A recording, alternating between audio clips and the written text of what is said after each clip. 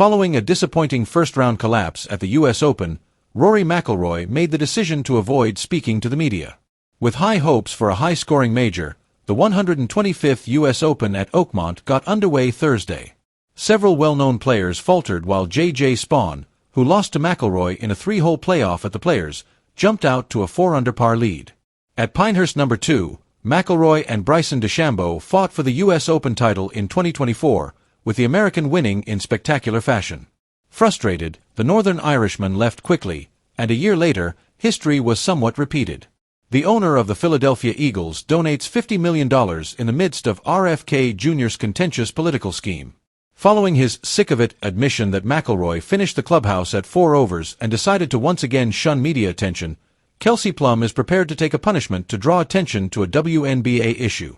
McIlroy did not interact with the media after each of his 4 rounds at the PGA Championship last month, when he finished at 3 over par and Scottie Scheffler won. McIlroy got out to a fast start at Oakmont, turning in at 2 under after 6 straight pars. On the back 9, however, he recorded 4 bogeys and a double. It will be disappointing for the 5-time major winner to lose in the first round. DeChambeau, his rival from Pinehurst, did make an appearance in front of the media despite only being 1 stroke ahead of the Northern Irishman, but McIlroy opted to keep quiet. As the 6th golfer in history to complete the career Grand Slam, McIlroy acknowledged that he had faced difficulties following his historic Masters victory.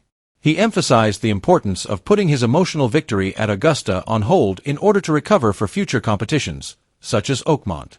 When McIlroy told reporters, "I think it's trying to have a little bit of amnesia and forget about what happened 6 weeks ago. After that, I'm just looking for the drive to return to the workforce and put in the same amount of effort as before. From October of last year until April of this year, I put in a ton of effort into improving my game. It was satisfying to see everything come to pass and to see the results of my hard work. However, you must also take pleasure in that. You must take pleasure in your recent accomplishment. That's what I feel like I'm still doing, and I'll keep doing it.